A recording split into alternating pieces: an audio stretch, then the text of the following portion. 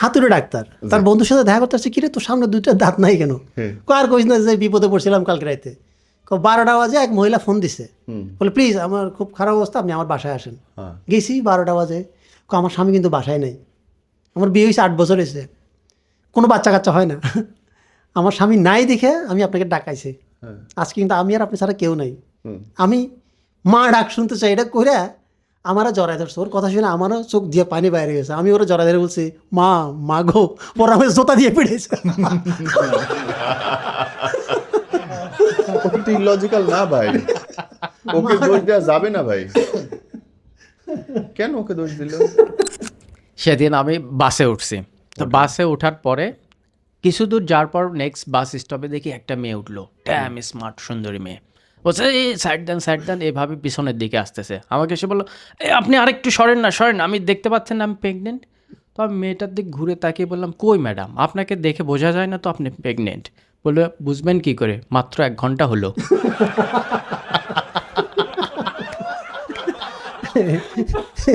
এরকম বিভিন্ন পার্টিতে দেখা যায় না, বা অনেক ছেলে অনেকে মেয়েকে অফার করে না, বা নাচার জন্য। এরকম এক ছেলে এক মেয়েকে বলছে, আমি কি তোমার সাথে নাচতে পারি?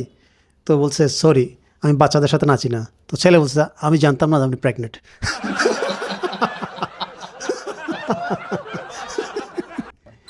ধরেন আপনি বাসায় বা অফিসে আপনি তো প্রায় তো অনেক পরিশ্রম করেন, মানে কাজ করতে করতে অনেক ক্লান্ত হয়ে যান। এই যোগাসনের 3টা স্টেপ আমি আপনাকে শিখাই দিচ্ছি।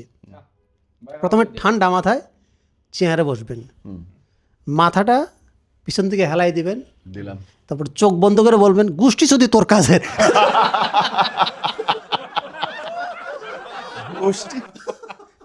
হ্যাঁ, আরাম লাগতেছে, আরাম লাগতেছে। যারা বিয়ে করে জি। ডিসেম্বর মাসে বিয়ে করলে কিন্তু লস, অনেক লস। 1 মাস বিয়ে করলে 1 বছরের পূর্ণ হয়ে যায়। কেন? ও বছর আবার তাই বলুন তো, সুবিধাও আছে। ছেলে আর মেয়েদের মধ্যে কে বেশি লুচ্চা? মেয়েরা। কেন? কারণ ওরা সব করে, কয় না। কিন্তু আপনার লজিক কি? আমার লজিক তো ভাই ডিফারেন্ট হবেই। বলেন। সবচেয়ে বেশি লুচ্চা মেয়েরা। কেন? কারণ বাসার ঘরে আগে গিয়ে বসে থাকে। কিন্তু আমার বউটা তুমি কোলে করে নিয়ে আসলে। বা হয় যদি আপনি আপনার বিবাহিত জীবন নিয়ে খুব কষ্ট থাকেন, অসুখী থাকেন, তাহলে আপনি আপনার বিয়ের ভিডিওটা উল্টা করে দেখবেন। আপনি আমার বউকে কোলের থেকে নামাই দিছেন। এটা চলে যাচ্ছে। চলে গেছে। হ্যাঁ, বলো। তো আমার গার্লফ্রেন্ডকে নিয়ে আমি গ্রামে ঘুরতে গেছি। তো ঘোরাঘুরি শেষে দেখলাম একটা টিউবওয়েল, গ্রামে এসে চাপকল। তো আমার গার্লফ্রেন্ড বললো চাপকলে পানি খাবো, তো তাকে নিয়ে গেলাম। 2টা চাপকল একসাথে? হ্যাঁ, চাপকল না, তো হচ্ছে হাতলটা ওপরে উঠালাম, উঠে আমার গার্লফ্রেন্ডকে বললাম, এই হাতলটা ওপরে কি থাকবে বলো? না, এটা তো আস্তে আস্তে নেমে যাবে। আমি, তাহলেই বোঝো লোহাও সোজা থাকে না, আর তুমি শুধু শুধু আমাকে সন্দেহ করো। ভাইয়া, ভাইয়া চাপকল কি বলে এটা? এক লোক খুবই অলস, তো সৌভাগ্যবশত সে একটা জিন পাইছে। তো জিন বলতেছে, আমি তোর, এটা জিন পাইতাম না। আপনি জিন চাইলে প্রথমে কইবেন, আমার এই সিটির সব মেয়ে আমার করে দাও। না, আমি কইতাম আমার একটু জামা কাপড় কাইছে। জামা কাপড় এই কয় কি কয়, দারাজে ঢুকলে মনে হয় আমার কোনো জামা কাপড় নাই, দারাজ মনে করে। আর ফুড পান্ডায় ঢুকলে মনে হয় আমি সারাদিন না খেয়ে থাকি। তো সে এক অলস, ভয়ঙ্কর অলস। তো সে একটা সৌভাগ্যবশত সে একটা জিনের সন্ধান পাইলো। তো জিন বলতেছে, আমি তোমার 3টা ইচ্ছা পূর্ণ করবো। তাইলে আমার একটা ঘোড়া দাও, একটা কুস্তিগির দাও, আর একটা পিঁপড়া দাও। ঘোড়া কেন? শহর অনেক জ্যাম, যানজট, গরম, কষ্ট, তো আমি ঘোড়ায় করে ঘুরবো। তা ঠিক আছে। কুস্তিগির কেন? আমার ঘোড়ায় তুলে দিবে। সব ঠিক আছে, তাহলে পিঁপড়ার কাজ কি? ঘোড়ারে কি এমন দৌড়াবো, পিঁপড়া কামড় দিবে আর ঘোড়া দৌড়াবে। এরকম আইনজীবী দেখতেছে এক লোকের বলদ আর কি ঘানি টানতেছে ভিতরে, আর যে মালিক সে বাইরে বসে রিল্যাক্সে বিড়ি টানতেছে। কোচা, তুমি যে এভাবে রিল্যাক্সে, ও যদি কাজে ফাঁকি দেয়, হ্যাঁ, ও যদি না ঘুরে দাঁড়ায় থাকে, তুমি কেমনে বুঝবা? ওর গলায় ঘন্টা বাঁধা আছে, যদি দাঁড়ায় থাকে ঘন্টা তো বাজবে না। এমনও কি হইতে পারে না সে জায়গায় দাঁড়ায় ঘন্টা লাগতেছে? হবে না। কেমনে বুঝলা? কারণ ও আপনার মতো ওকালতি পড়ে নেই। এটা বেস্ট ছিল ভাই, এটা বেস্ট। রমজান মাসে কিন্তু এই প্রেম প্রীতির ধরনও চেঞ্জ হয়ে গেছে। কেমন? এখন বয়ফ্রেন্ড গার্লফ্রেন্ডরা ইফতারি ডেটে যাচ্ছে। হ্যাঁ। আগে লোকজন মানুষের খোঁজ খবর নিত, হুম। এখন নেয় না। খোঁজ খবর না নিয়ে কি দেখে জানেন? ডিপি দেখে ফেসবুকে তার পাশে সবুজ বাতি চলে কিনা, তার মানে এই লোক বাইচে আছে। ঠিক কথা বলছি। আর এখন দেখা হলেও কথা বলে না, বাসায় গিয়ে টেক্সট করে তোমাকে অমুক জায়গায় দেখলাম। আল্লাহ, আমি আজকে করছি হে কইছে ডাক দিলেন না কেন? কি জানি। গণক একজন হাত দেখে বলতেছে তুমি 80 বছর বাঁচবা। যদি না বাঁচি, আমার 2 গালে 2টা চর মেরে যায় না সে। আবার আসার ফোন দিই। আচ্ছা, পৃথিবীতে সবচেয়ে সাহসী ব্যক্তি কে? কে ভাই? Private teacher. কেমনে ভাই? আমার বাসায় এসে আমার মায়েরা যায়, আবার বেতনও লয়ে যায়। সঠিক।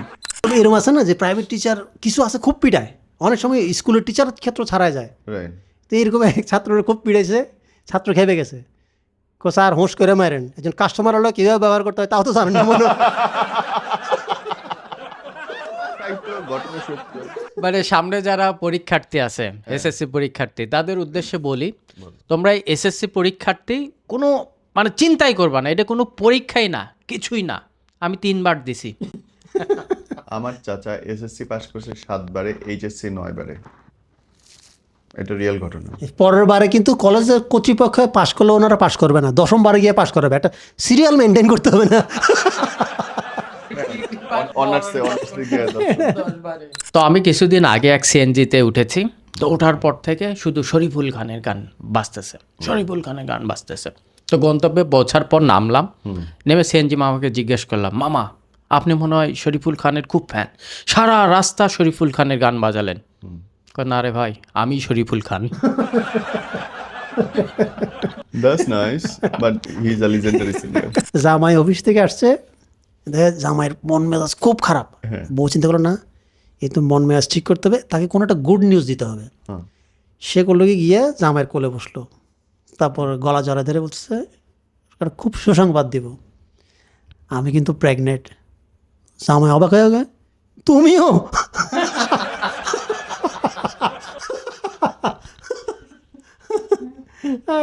আপনি তো ম্যারেজ কাউন্সেলিংয়ে এরকম জামাই বউর সাথে নিয়ে বসছে।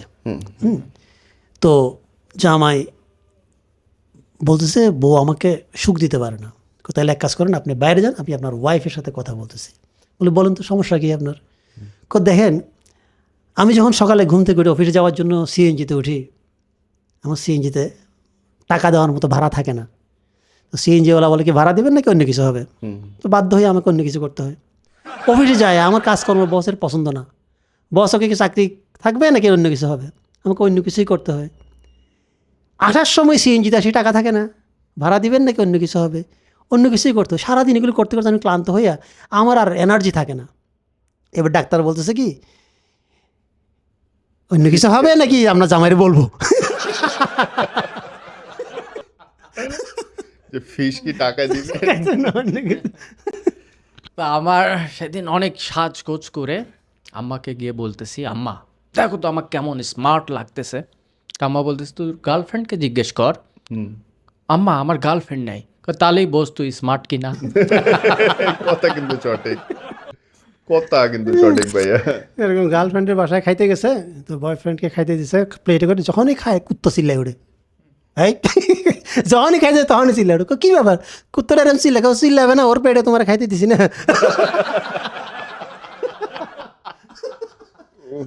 আমার বাসায় কাণ্ড হয়, পাখি, আমার পাখির প্লেটে মাঝে মধ্যে আমি খাইতে বসে পড়ি, টেস্ট পাই না, একই রকম দেখতেছো। তো এই যে শীতকাল চলতেছে, তো আমাদের বাসায় আম্মা সারাক্ষণ সকাল দুপুর রাত ফুলকপির তরকারি, ফুলকপির তরকারি। তো ফুলকপির তরকারি যে খাবো না, এটা আম্মাকে বলার সাহস আমার নাই, আমার কেন, আমার আব্বারও নাই। তারপরেও একদিন মুখ ফসকে বলে ফেলছি, আম্মা এই ফুলকপির তরকারি আর খাবো না। তারপরে প্রথমে মার খেলাম, তারপরে ফুলকপির তরকারিও খেলাম। এরপর এবার আপনি পাতাকপির ঘন্ট খাবেন। বলছি পুরুষ মানুষ, বিবাহিত পুরুষ মানুষের সর্বশেষ গুরু হচ্ছে তাদের ওয়াইফ। কারণ এরপর তার আর কোনো জ্ঞানের প্রয়োজন হয় না, সঠিক। না আর কোনো জ্ঞান কাজে লাগে।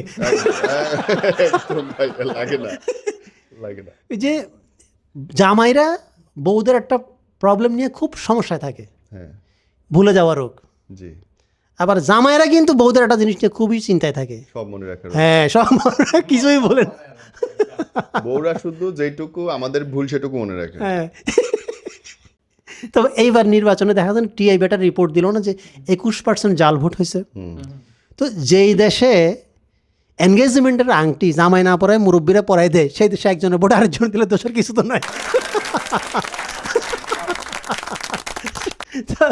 তো এরকম একজনকে বলা হয়েছে যে এই ভোটের সময়টাই রোদের সময় দেওয়া হয় কেন? চরম গরমে চেহারা গইলা যাতে ভোটার আইডি কার্ডের সাথে মিলা যায়, প্রিজাইডিং অফিসার যাতে চিনতে সুবিধা হয়ে যায়। এবার নির্বাচনে মানে ভোট দিতে গিয়ে আমার একটা প্রেম হয়ে গেছে, সেই প্রেম জমে ক্ষীর, তারপর সেই প্রেম আমার ব্রেকআপও হয়ে গেছে। তারপরে এই যে আঙ্গুলের কালি মুছতেছে না, কালি যাচ্ছে না, যাকে কালি তাও হাতে লাগছে, হৃদয়ে লাগেনি, এটাই অনেক। সেটাই। তা আমাদের পাশের বাসার মন্টু ভাই, বিখ্যাত উনি ম্যাজিশিয়ান। তো মন্টু ভাই বিয়ের পর ওনাকে আর খুঁজে পাওয়া যাচ্ছে না। তো হঠাৎ করে মন্টু ভাইয়ের সাথে গতকাল দেখা। তো মন্টু ভাইকে বললাম, ও মন্টু ভাই, তুমি বিয়ের পরে গায়েব হয়ে গেছো, ঘটনা কি? আর বলিস না, আগে ছিলাম মন্ত্র নিয়ে, আর এখন আছি যন্ত্রণা নিয়ে। ওই যে এক ছেলে এক মেয়েরে বলছে, তোমার মনের ভিতরে ঢুকতে চাইছিলাম, কিন্তু বাইরে যে জোতার ভিড় দেখে আর ঢুকি না। এটা মনে হলো আমাদের বাসার দরজা।